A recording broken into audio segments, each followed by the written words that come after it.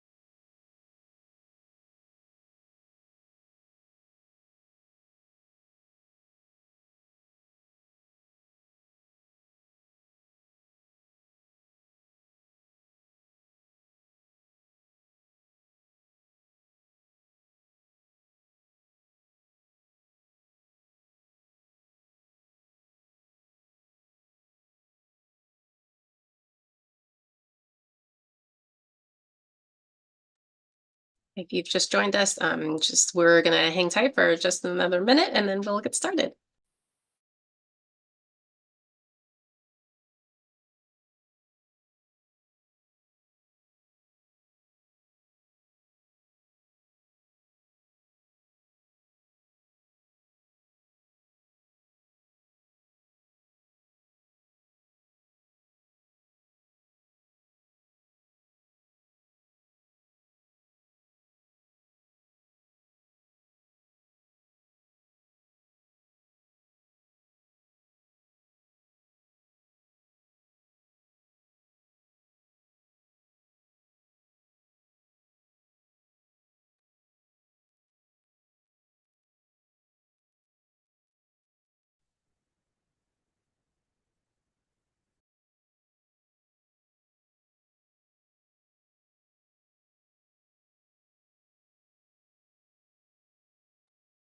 Hi, everyone.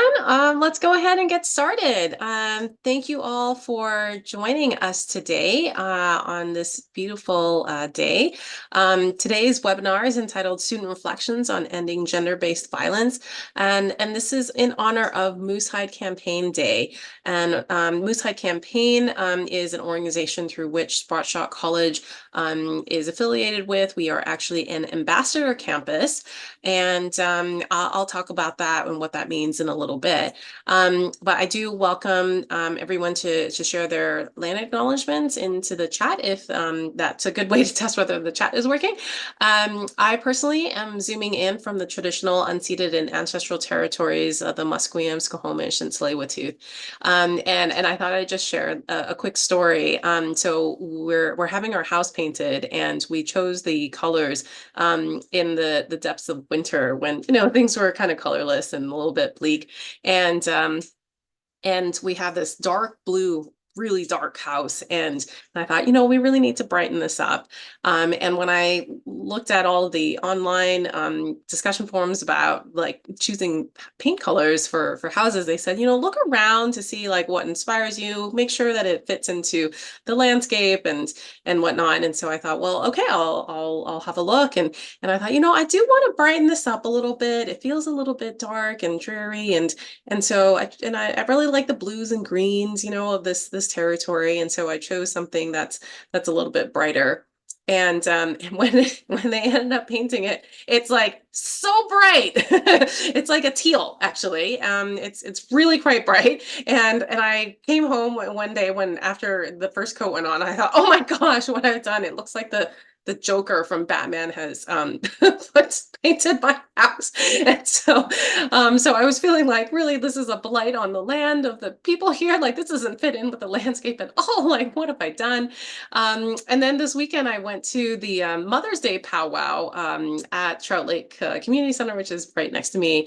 And all I saw were beautiful, bright, vibrant, wonderful colors in celebration of, what is out there. These colors are all over nature, and there's so many different shades and different vibrant colors. And it was it was really good reminder that even though I definitely stick out on the block, but I don't stick out in spirit in celebrating cheerfulness and celebrating brightness. So yeah, so I just wanted to share that with everybody. So today we are talking about something that many of us maybe know a little bit or know a lot about, which is gender-based violence. And the Moose Hide campaign was started originally as a way to talk about the missing and murdered Indigenous women, but is also committed to not only Indigenous girls and women and two-spirited individuals, but really creating a safer space for everybody, ending sexual assaults, ending gender-based violence of all kinds. And so this is something that we at Sprott Shaw are also very committed to. And we know that this is something that affects people, unfortunately, in our communities. And many of us have experienced the direct impacts of gender-based violence and witnessed the harmful impacts on the many client populations that we serve as well.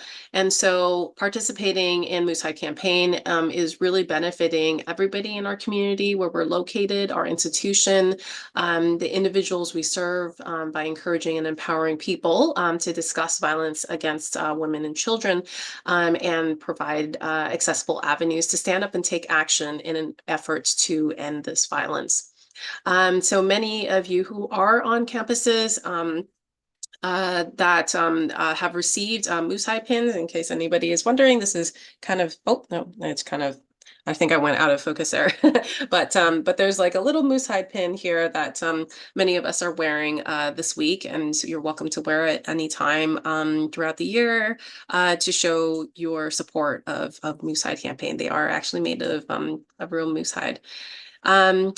So with that, we thought that one of the ways that we can really honor the spirit of Sprott Shaw College in learning, supporting education, in thinking about our communities that we serve, is to invite our students actually to provide their voices on this very important topic. And I am thrilled that we have 3 student participants, 2 of whom you're gonna hear from live today. And the first one is Wadeen Burnett. And the first thing to know about Wadeen is that she is a child of God. Wadeen was called to become a counselor and is completing the mental health and addictions care worker program as part of her counseling degree at Columbia Bible College.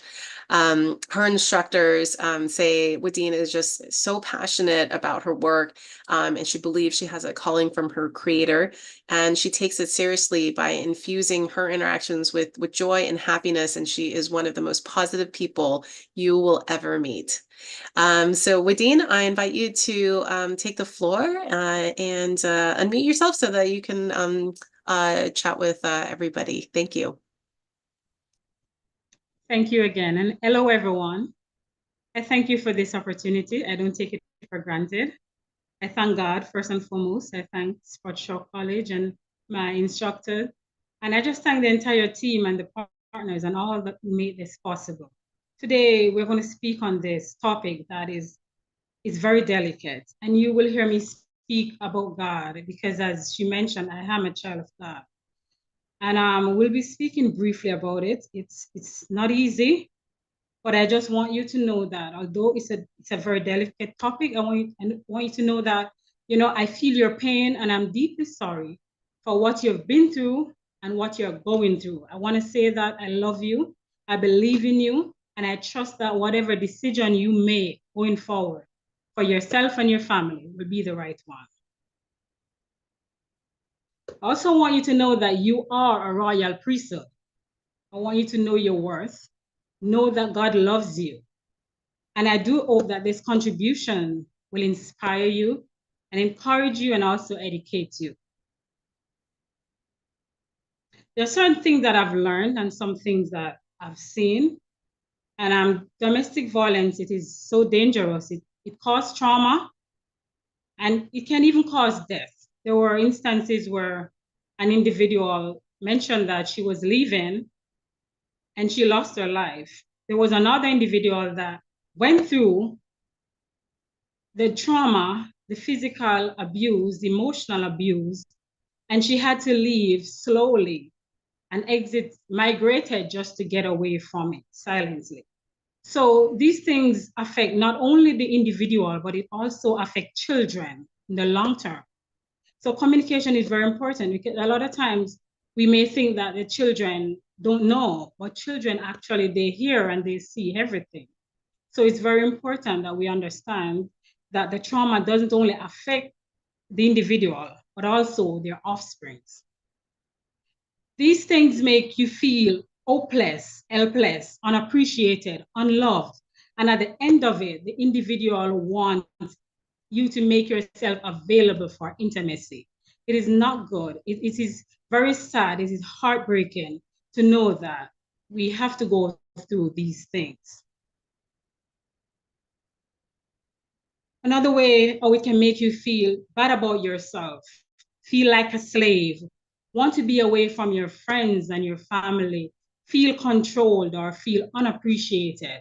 And these things, because it takes control of you and it holds you back, it actually isolates you from people. And we were created for community to be together, to be able to help each other, to stand firm, to have a friend. The Bible said a friend is closer than a brother.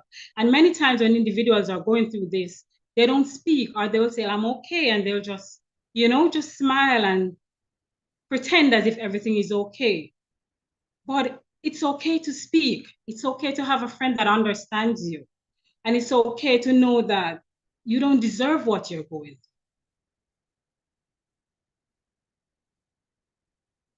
through. So as I said before, some of the things that you need a friend. It is essential in all seasons of your life to have a friend to speak to. Most importantly, you need to pray and acknowledge God and ask him to help you to keep you in your right mind because this is traumatic. It can affect your mental health. So I'll tell you this like as a PPE, you need to pray, you need to plan, and you need to execute. Pray and plan your way, have strategic plans, how you plan to do things or you plan to go about things, and make sure that whatever you do and however you do it, you are safe while doing it. And when you execute, you know that you cannot do this on your own, but with others and by the grace of God, you will be okay. Self-care. I have to stress this because self-care is very, very important. You have to know who you are and what you want in a relationship. And also, before going in, or if you're even or in or out, you must speak about what you want from what you don't want into it. Another thing, we may work too much or overwork ourselves because we have to do all the work. And, even though you feel unappreciated, you have to do it. You don't take any time for yourself. You don't take any time to rest. You have to take that me time, that time where you know that I have to relax myself. I have to take care of me because even in the plane, they tell you that when they drop the oxygen mask, you put it on yourself first before you even put it on your child. So you have to take care of you. You have to be strong for yourself and also for your child. Take a walk if you have to. Listen to music. Eat healthy. Take care of you and know your worth. Know that you are beautiful. You're wonderful. And you are a royal priesthood. You have to have a safety plan. And some of the things that they mention in a safety plan is whether you're in or out, you have to know how to do things discreetly because this is a situation where it's very dangerous. What you have to think, what can I do to be able to be self-sufficient? Because most of the time, when individuals take control, they take away your independence and leave you to be rely on them for your every need. So what can I do? If you're not independent, how can I do this? You have to talk to yourself. Every situation is different. So you have to know where you are in it and what you can relate to. What will I do? I will save $20 out of $100, or I'll save $5. I'll try my best to save something. What about your documents? Are they in place? Are they out of the house? Do you have an emergency bag? If you have to make a move, you can take that bag. Are your documents in place where you know where they are? Or do you have to send them away somewhere before you go? These are things that you have to think about and you have to plan, because women are very smart. And once you get a chance to think and plan, you can think your way through any situation. Your emergency bag with your medication and stuff is very important. If you have to call 911, you please do so for your own safety. And remember that your safety comes first. There are also other things that you can do, doing things to the glory of God. It takes back the control and it also gives you joy. If you're cleaning, normally you clean because, oh, I have to clean before there's a problem. If you clean, just do it because God says cleanliness is godliness. Shift the control away from the individual. Do it because cleanliness is godliness. You're doing it for God, and that makes you feel better. If you're cooking, cook because God wants you to take care of yourself and your family. The family that he entrusted you with, you want you to take care of them. So you have to prepare meals and make sure they stay healthy. Adorn yourself. When you put your clothes on, when you put your makeup on, when you put your hair on, when you do your hair, whatever you do it to the glory of God. You will feel better about yourself knowing that I'm doing this because I know that God wants me. This is what the Lord wants for me. You want me to look good, to feel good, and to be the best version of myself. And this will keep you in your right mind. It will keep you stable. In our society now, in our community, mental health is under a rise. And it's important to know that self-care is essential. Work because work is a mandate from God. And love because God is love. So these are things that you think about and know how to go about these things. There's another thing that I'll also want to say is be strong, be resilient. Yes, you've been through a lot, and a lot of times you feel like it's the end of the world. No, I can't go through anymore. I don't feel like going on. I don't know what to do. You have to bounce back. You have to be like a palm tree. What is a palm tree? A palm tree is that tree that looks like a coconut tree, where in storms it bounces back, it blows, it bends, but guess what? It's not broken. It pushed through and stand through the storm. You have to be that resilient person to know that no matter the situation, no matter what you've been through, you can bounce back. You can be the best version of yourself. You can be anything that you want to be in life. And you have to speak to yourself, and you have to believe it, not just speak it, but you have to speak it and you have to believe it. And you need that friend that can speak into your life, that support, that community where they understand you. They want what's best for you. And someone that will say to you, if you want to give up, no, that's wrong. You can't give up. You have to go on. Not someone that will help you to give up. No, you need that strong source behind you to help you move forward, because greatness is in you. And you have to always remember that there is greatness in you. So today I just want to thank you for this opportunity, and I do hope that my contribution would make a difference in your life. And I thank you for listening, and I just want to let you know that God loves you. Have a good day. Thank you so much, Vadine. Really appreciate, again, so much of your passion and your words today. We will be hearing from Lisa Butler next. So unfortunately, Lisa could not be with us today as she has a conflict, but she did send us a recording to share. And her instructors say this about Lisa. Lisa is a CSWSS student who practices helpfulness and generosity with her classmates and teacher. She's a natural leader. She is always willing to assist and has started working in the field of addiction recovery, where she is certain to excel. We're very grateful to her for her willingness to share this project that she has worked on. And what she's actually going to be talking about is a leader in this field of Indigenous rights and an advocate for women and children. And her name is Cindy Blackstock. So let us have a recording of her. Let me just share the screen here. Okay.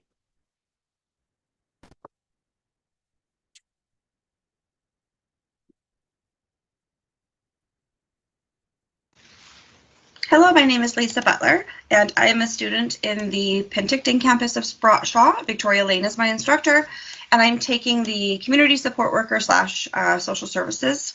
I'm sorry that I cannot be here for the actual meeting, but I did actually get employment at a treatment center. I come with lived experience, and that wouldn't have been possible without my course. So I'm very thankful to have that job, but I am working 3 to 11. So unfortunately, I just had to record this and send it in. This presentation was done during our course CS 301, which is Professional Skills for Fieldwork in Canada. And our project was to pick a woman in history that inspires you. So my choice was Cindy Blackstock. She continues to inspire me. I actually hadn't heard of her before this course and before learning about Indigenous studies. And she is someone who I'm actively learning from. I'm looking for information. I'm seeking her out in videos and just information that she has. And I find her so inspiring, and I would encourage you to do the same.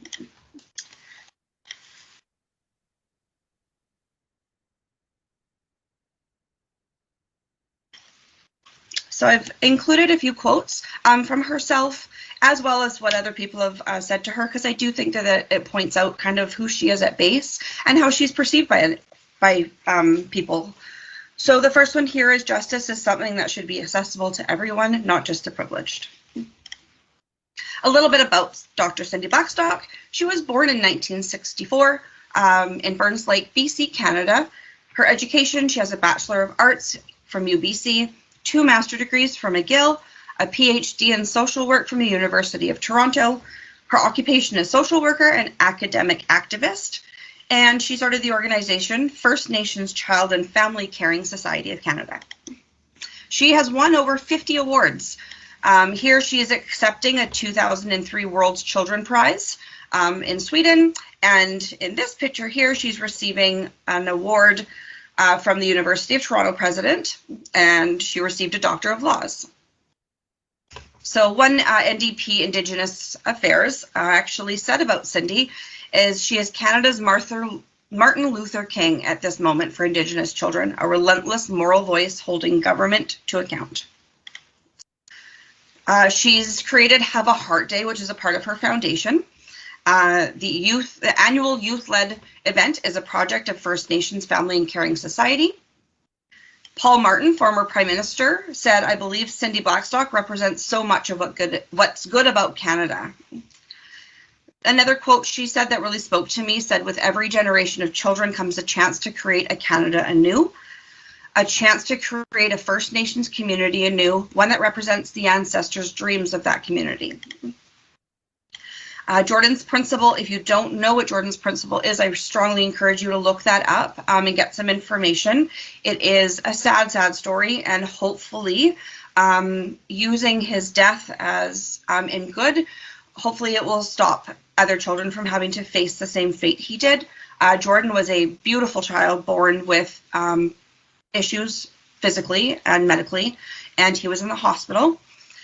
Because our governments couldn't figure out who paid for what, when they did decide that Jordan could live in a foster home outside of the hospital, kind of for his last years or months, the fight lasted so long that poor Jordan ended up dying in hospital. And it just shows the unfairness that the Indigenous children face. So this principle is something that Cindy Blackstock is an active activist about and holds the government liable. The blanket here you see her with is actually Jordan's blanket, and I know she holds that near and dear to her, and it means a lot, and it was given to her by the family. who is Dr. Cindy Blackstock. You could actually see her up here, a part of the activist movement. So she doesn't just talk the talk, she walks the walk, which is another thing that I just deeply inspire her for. She's been a trusted champion of First Nations children's rights for over a decade, demanding justice and advancing culturally based equitable solutions. She's creating a totally different decolonized mindset that values true equality of funding, education, and services for all kids without exception. Another great quote she has is, "Don't just publish another paper, let's do something," which I absolutely loved. The First Nations Child and Family Caring Society, they've got a website. So if you want to just Google that, I would strongly encourage you to look into this. There's a lot of information and resources. One of them for Reconciliation and Action, she's got Orange Shirt Day, Have a Heart Day, Bear Witness Day, and then of course more information about Jordan's Principle. Spirit Bear and Friends is a great concept. It's about a spirit bear that goes and does everyday things and learns about his culture, his language, fishing, schooling. And by children reading the books, they get to learn as well, and they get to see someone doing something that represents them. They get to open a book and see an Indigenous teaching. I see an Indigenous bear learning Indigenous things. I'm 41 and I've learned from these books, so they are a great, great resource and very beautifully done with great illustrations. Big win for kids, the Canadian Human Rights Tribunal has issued 23 procedural and non-compliance orders since 2016 landmark ruling, 3 of which were issued in 2021 and 2022. Again, the website has more information on that. These are examples of the books that she has authored, and then it was illustrated by Amanda Strong. Great illustrations, great books. Again, they are for children, but like I said, I've learned from them, and I just think it's such a great concept, and I think it's helping children. She also has a Spirit Bear podcast. She isn't in every episode, but she does feature a lot of them. So if you want to go on that website and check out the Spirit Bear podcast, there is a short description of each podcast to see which one she is speaking in, and I would strongly suggest that you listen to one, share it, and you'll learn about her if you don't really know much about her either, like I didn't, and hopefully you'll find her just as inspiring as I do. She's the professional of social work at McGill University. She was asked a lot of questions actually in one article, and I just picked 2 because I loved the question and I just loved her answers. So this just kind of gives you a little bit more of a personal insight about who Cindy Blackstock is and what she believes in. So she was asked, what has been the most rewarding part of your career? And her answer was, first, seeing the hearing rooms for the human rights case full of children and youth of all backgrounds. Second is seeing First Nations children, youth, and families finally get something closer to equitable services. The second question I really liked was, what is your hope for the next generation of children in this country? And her answer is, my hope is that First Nations children will never have to grow up recovering from their childhoods, and non-Indigenous children will never have to say they are sorry. That First Nations children can dream of growing up to be an astronaut, a doctor, a teacher, a dancer, a carpenter, a knowledge keeper, or journalist, instead of just dreaming about getting a clean glass of water or a school without black mold. And then I just have listed some of my citations. So that is the end of the presentation. Again, I'm sorry that I can't be there in person, but like I said, I've been blessed with a job because of Sprott Shaw and because of the education I've received here. I hope you enjoy the presentation. Thank you. Okay, thank you all so much. And so we can see the connections already there between Lisa's presentation on Cindy Blackstock, where she emphasizes children as the really is oftentimes the victims of unfortunate circumstances. And Wadeen also talked beautifully about how children need to be consideration in our actions as well. And I am pleased to introduce our last panelist today, Alex Knight. Alex Knight was a chef for 25 years before shifting her career towards working with youth. Alex is a recent graduate of the Community Support Worker Program and is passionate about her new career serving youth. As a Métis youth worker, Alex joined Urban Native Youth Association, or UNYA for short, in February after her practicum with them and finds her new role rewarding and healing and learning about her own roots, as well as honoring the Indigenous youth she works with. Her instructors report that Alex has a lively personality. She kept the class entertained with stories from her past. She was warm and caring and goes out of her way to support people, not only in those in the classroom, but in her community as well. So I will turn it over to you, Alex. Thank you so much. Perfect. Thank you. I'm so grateful to be able to share this space with everyone today, the contributors, and really being honored to be able to be considered for this. And so I am very grateful for the training that I've received. And it's created such a wonderful foundation for the youth and the community that I am working in with Urban Native Youth Association. And so I want to talk a little bit about my reflective.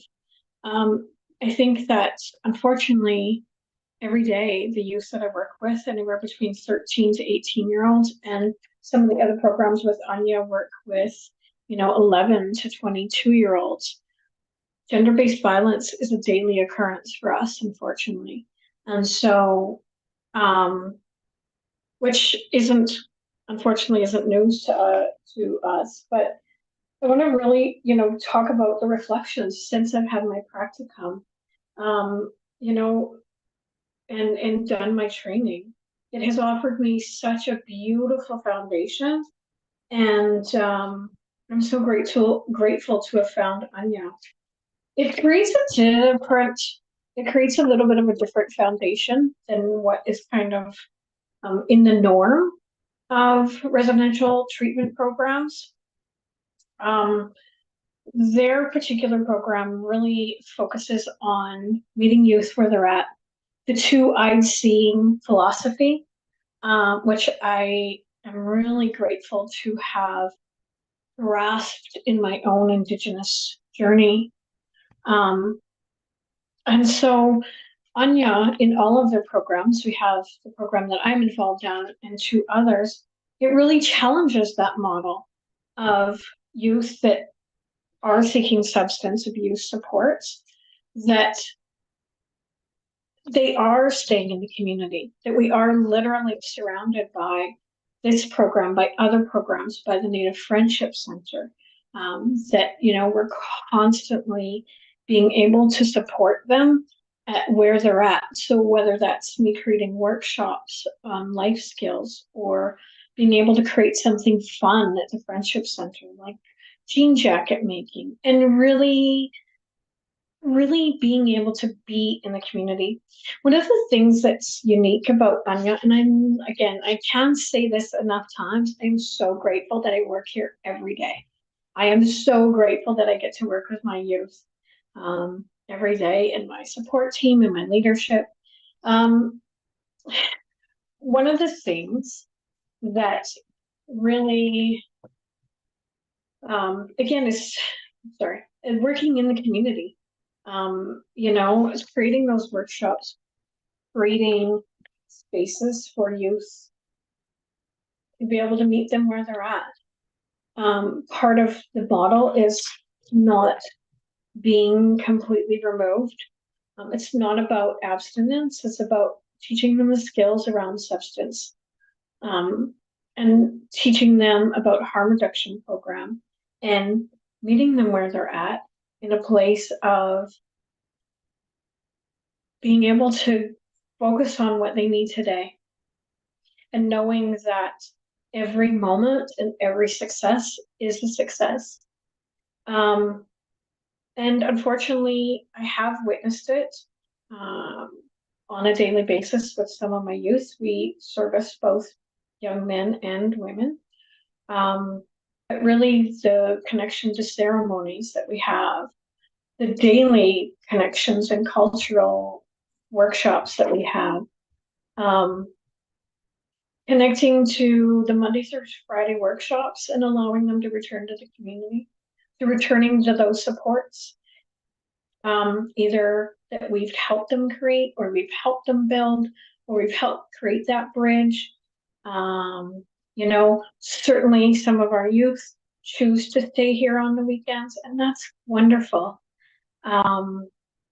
But yeah, it's really trying to challenge that of not following that regular model and having people be removed from community and out of sight, out of mind, and being removed and, get better and then return to community. And so we're really working with them on a day-to-day basis of like I said, meeting them where they're at. And really being able to daily challenge and advocate and really advocate for them for that. The youth challenge me. The youth that I've had the blessing to work with, they challenge me in my own ideas and my own philosophies about my own cultural journey, and letting me know and share stories of some of the violence or some of the situations that we've been involved in. And I think my reflection for this, and speaking to my youth and really looking at my journey in the last, 3 months since I've been here, is really in order to heal this journey, not just for our Indigenous youth, but to heal that journey with anyone in substance abuse, is really connecting back to the youth and really connecting back to the community and really listening to those voices. I am not shocked.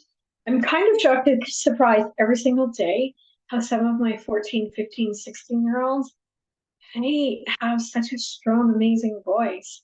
I just go, whoa. I was like that at 15, 16. Wow. So it's always so inspiring and it's always so beautiful that they just advocate for themselves and they say exactly what they need. Not all youth are like that, but it's seeing that empowerment amongst each other and being able to create that safe space that really inspires me and gives me hope every day, and the tiniest little wins of youth who are struggling with the substance. So yeah, that's kind of where I'm at. That's where I'm at with my reflections. And again, I'm so grateful for this opportunity. Thank you to the fellow speakers and yeah, this opportunity to really share that. Thank you. Thank you so much, Alex. And yeah, again, I hear the themes coming through loud and clear of really how much youth are affected by what's going on in their environment and how important it is to really kind of see them for who they are. And we're going to move into the Q&A section here. And Wadeen and Alex, I'm curious what your thoughts are on, in your experience, I think working with clients and the youth that you both see, like what barriers do you see that the population that you work with put up for themselves? Because I feel like this is something that you both have spoken a little bit about. There are certainly barriers in their past and in their environment that society has unfortunately put up for them. But I also hear you when you're saying that they're finding, ways to cope or ways to do whatever they can to kind of get through it. And sometimes that actually means they're putting their own barriers in place, perhaps to it's a self-defense mechanism that they're like, well, if I don't try, then I can't fail or I won't be disappointed. And so I guess I'm curious to see like what is your experience with that and what kind of barriers do you see people put up?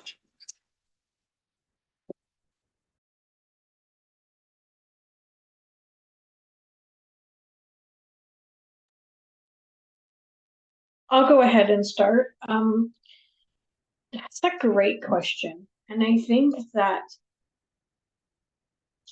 I think that it's that belief that they can do it.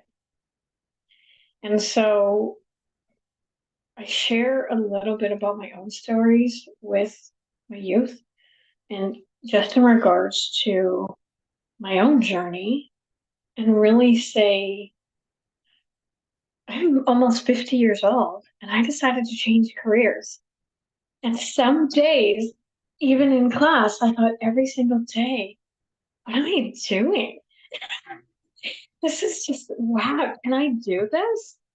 And it is. It's those celebrating those little tiny wins and meeting us where we are and where I am at, and being able to be like, as long as you're taking a step forward, even an attempt and a try, and that self belief is really what can snowball into such a beautiful journey.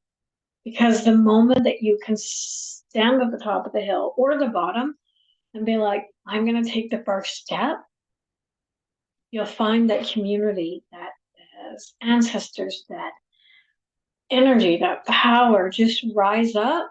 And all of a sudden, you're just being guided gently up that hill or down the hill, whichever way you're going.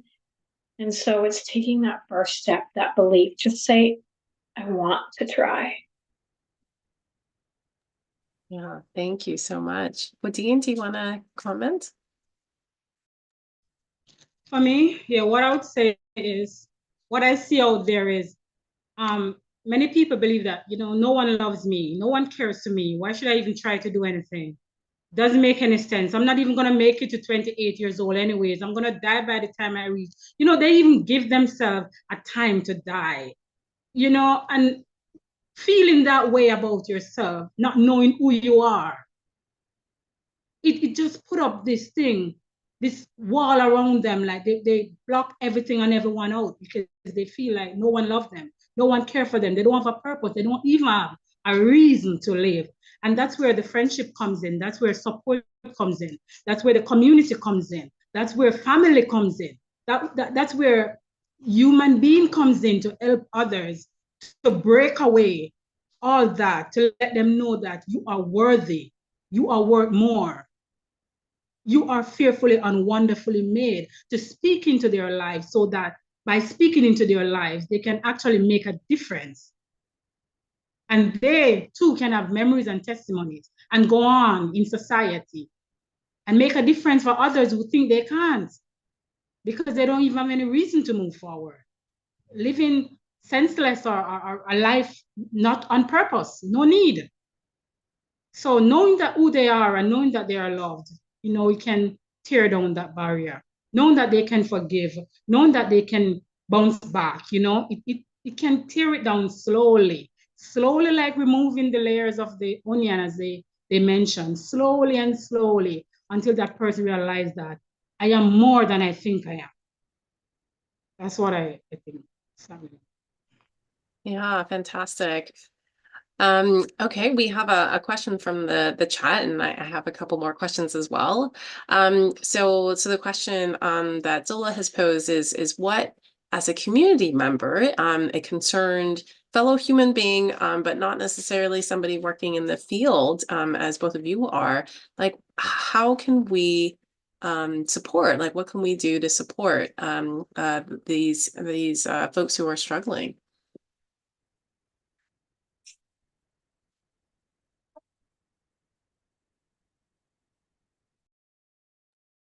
I can lead that off again. I feel like the advocating, being, if you're seeing the youth, if you're seeing those youth or those community members there, really asking. I think that's one of the things I found in my experiences, is that sometimes just sitting in silence or asking what they would like makes such a huge difference. I feel like sometimes that the community thinks they know what is needed, and they're kind of told. So really being open and meeting them where they're at and asking them, what do you need? What do you want? And receiving that answer really without judgment.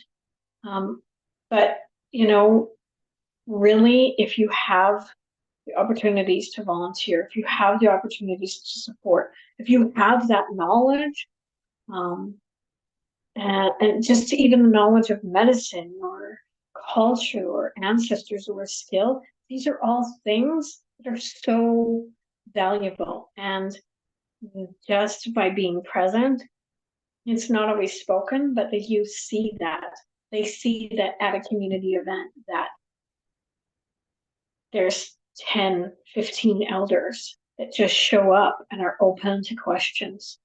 That makes a huge difference. So I think just being in those events is really, and presence is so important. So thank you for that question and wanting to be concerned and be involved. Thank you.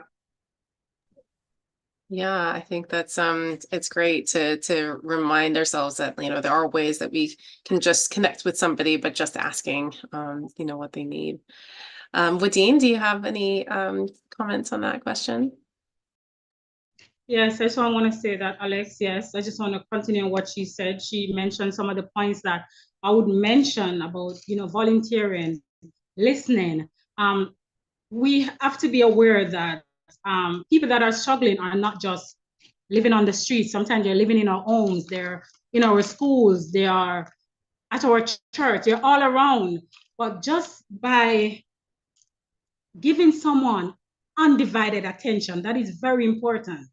Just to even ask a person their name and have a conversation. Because a lot of times when you say, "How are you doing?" "I'm okay," that doesn't mean the person is okay. There can be a lot of things behind that person that they're thinking about even hurting themselves, and you don't know. But probably if you are just taking just 1 minute and have a conversation with that person, you could make a difference. The need is so great in our community to serve, you know, and I don't think they can get enough people to serve, because that's what we're created to do, to serve God and to serve others, and to just to love God and love others, and to be able to reach out to someone. It's it can help in such a way you would even imagine. There was a man that decided that he was going to jump off of a bridge. This is just a story that I was told a while ago. And he wrote a letter and he said, "I'm going to walk to the bridge and I'm going to jump off the bridge. And the only way I don't jump off that bridge is if someone says something to me. That something could be good morning. That something could be hi. How are you doing?" And he walked all the way to the bridge and no one said anything. And the reason why they know this is because after he jumped off that bridge, they found the letter saying, "If someone says something to me." So I'm saying, in this fast-paced community, in these first world countries where we are moving so fast, don't even know our neighbors, don't know our friends, don't know our classmates, go to church and say hello, hallelujah, and just leave and don't speak to people. We have to slow down. We have to find time to serve, find time to speak to people, find time to speak to even people in our own home, know how they're doing, and find time to give your undivided attention and give love, you know a person, love language, and find out ways and means how you can get to them and build a rapport so that you can get to know them and understand them and show empathy. And these are the things that we need in society today to be able to help others. Thank you for that question.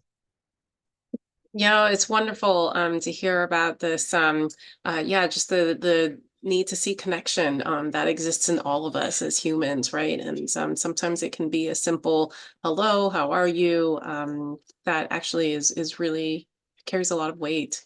We have a question about the phenomenon of gender-based violence, and what are your thoughts on why is it still such an invisible part of our society right now?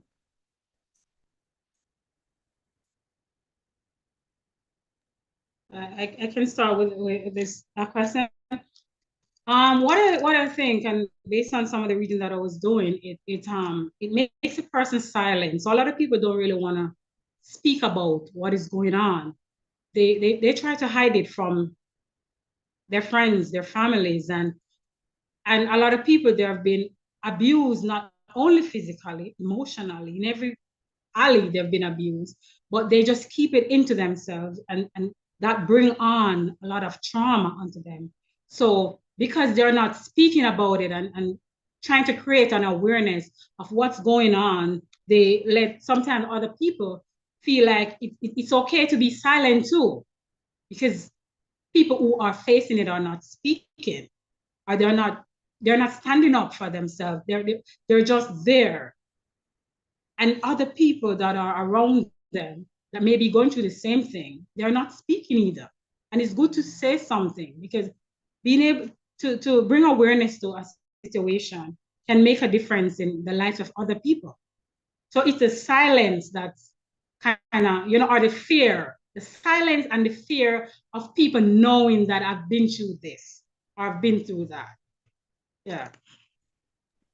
Yeah, thank you. And that really taps into the silence and the fear is part of a shame, that they experience, that they're like, why is this happening to me? I think. Alex, did you want to contribute? Yeah, for sure. I love what you said, Nadine. That's exactly. And to add into that, unfortunately, I feel like it's not as invisible as we think. I feel like if we just reach our eyes or our giving or our thoughtfulness or awareness just a little bit outside of ourselves when we enter into our communities, our grocery stores, our public events, that we will see these situations. And so when I talk about advocating, it doesn't need to be, showing up at a march or, writing letters or doing emails. It can be as something as simple as acknowledging it at the grocery store, watching and being aware of happenings outside of yourself, and advocating. And if you feel like you don't have that voice, connecting with that voice. Being aware for children, being aware for men, being aware for women, and just really being aware. And that when you look for it and are ready to, commit and find that voice, there's a lot more people that want to speak up. And that is that fear of speaking up. But the more voices, that's how change can happen. But it really starts with this internal community right where we are. Thank you. Great point. I feel like that's so important to know that we can't just force people to to be visible and to speak up, and to really be seeing it from their perspective, and what are some of the ways that they might be feeling really reluctant to say something.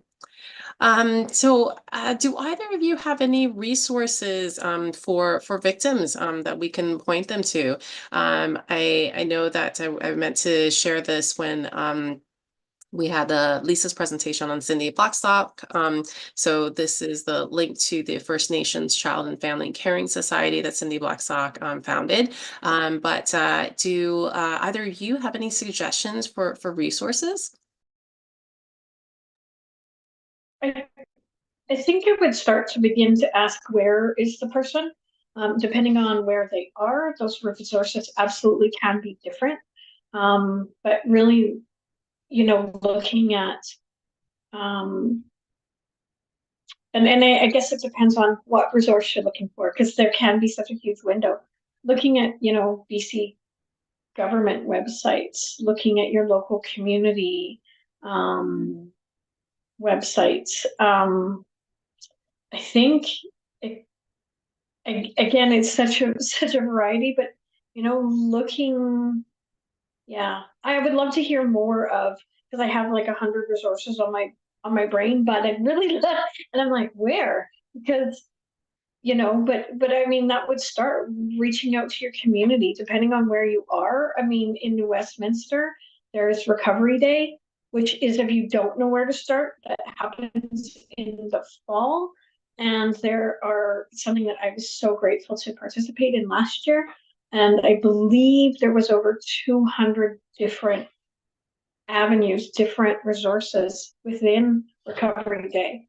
And I literally took every single pamphlet and there was everything. So that's a great place to start. And in the meantime, really just reaching out to your community, reaching out to your city that you live in, Googling. So that would be, reaching out even to some of your recovery centers, depending on what city you live in. So, yeah, it really depends on what resource you're looking for, but definitely they are out there. Thank you. I didn't know about Recovery Day. That sounds amazing. I'll have to look out for that in the fall. And Lucy has suggested Atira Women's Resource Society, and their tagline is Women Empowering Women. So that also seems really fantastic.